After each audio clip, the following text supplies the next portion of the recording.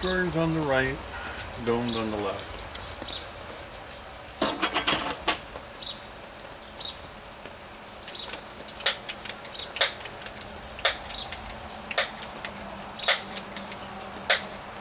This is 5 yards.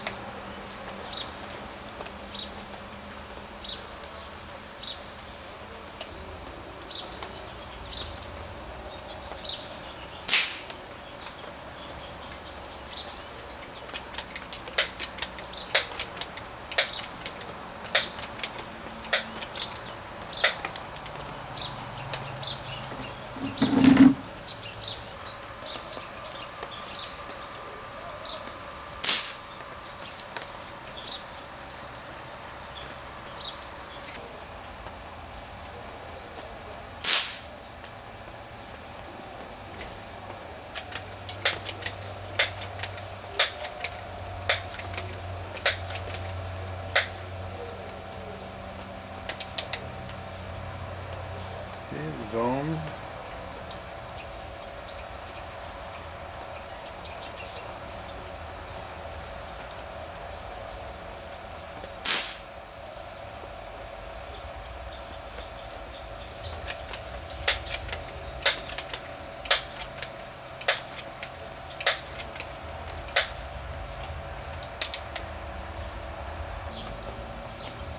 Both of those went high left. Okay, that's interesting.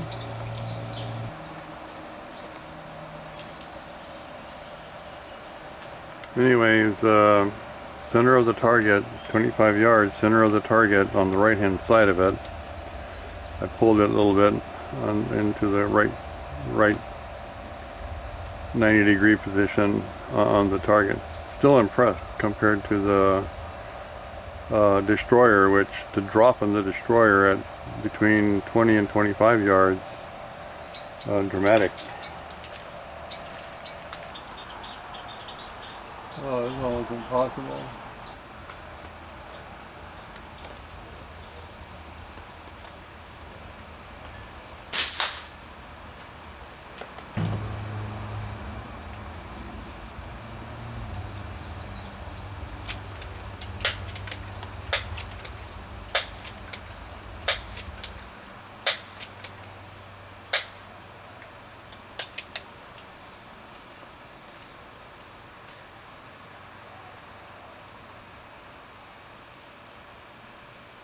Okay, now the dome. Much easier to load, by the way, than the Destroyer or whatever this thing is called.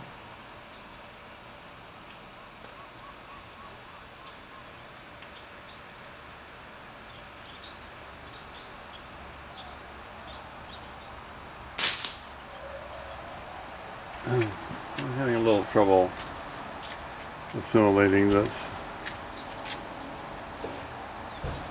lat shot here, but it seems to me that it's still in the bull out there at 30 yards.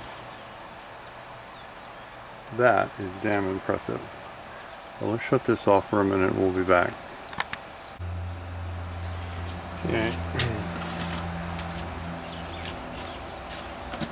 I want to talk about this target for a minute. I don't know how well we can see this here. The Destroyer Pellet with a very distinct sort of a pin, like a hollow point with a solid metal pin. I don't know if you can see this that well or not, but you know, it's wide base. That's what the pellet looks like. Actually, here you can see it. It's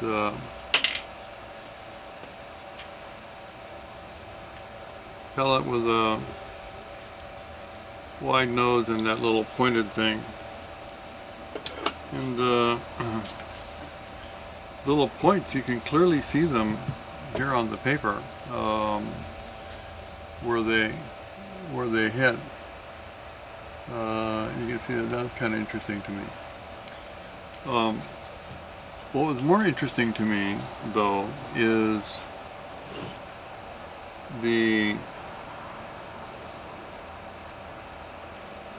drop between these two pellets.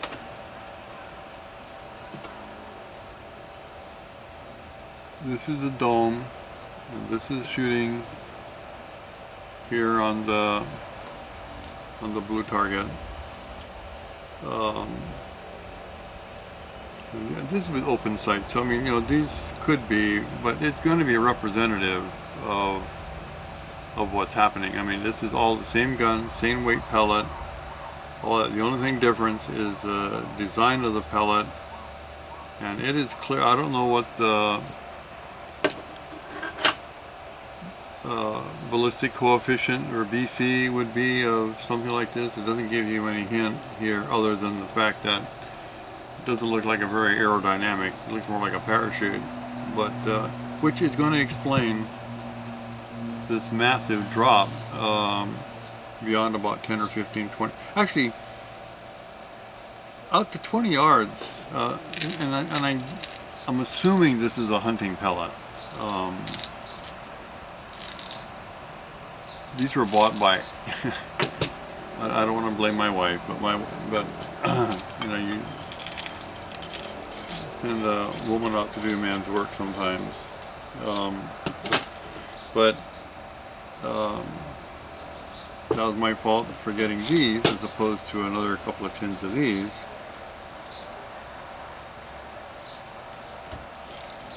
For me, I don't know what the usefulness is of this pellet, other than I have something else to shoot.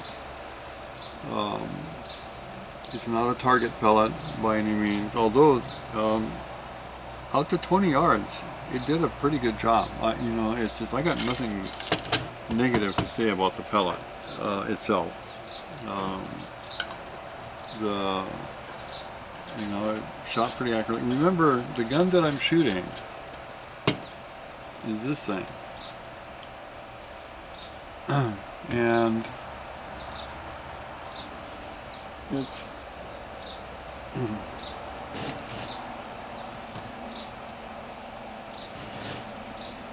strictly, you know, it's no optics. I mean, the only thing that we've changed on it is we did put a new breech, longer barrel.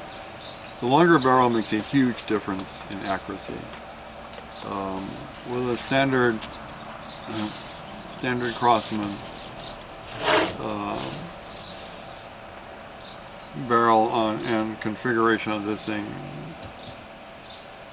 with open sights, I don't think you'd get anywhere near this performance. The longer and the aftermarket sights help a lot. Those who are into optics could certainly benefit by optics with this pistol, in my opinion. You know, I've got 3 actually pistols. I've got this, I've got a semi-automatic sortie, and I've got an H9A. It's an older version. That gun is as old as I am, maybe almost as old as I am. We've had it in our house for 50 years, at least. So,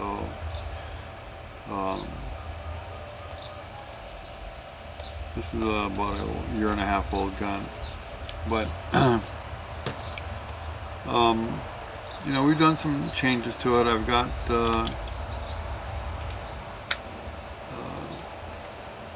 Melanair.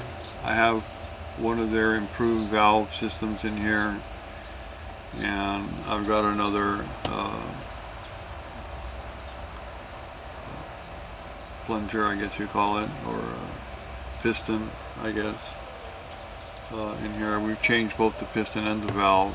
The valve is bigger, got more air.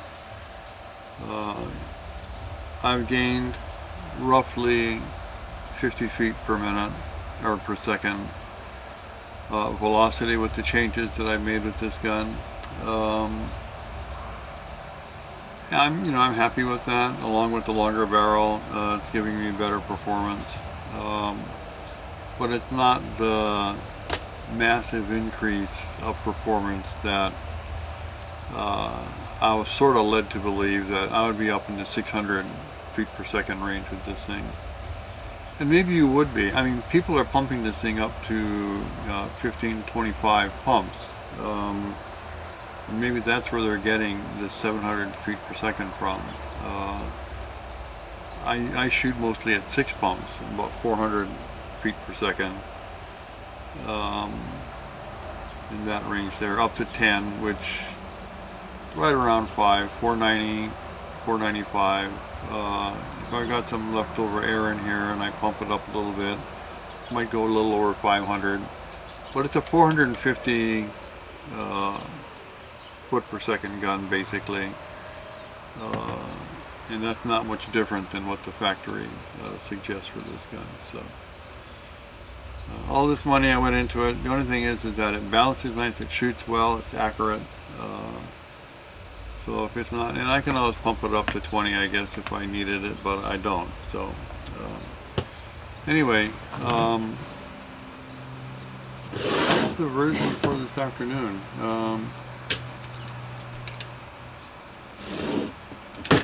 We're trying to see, ultimately,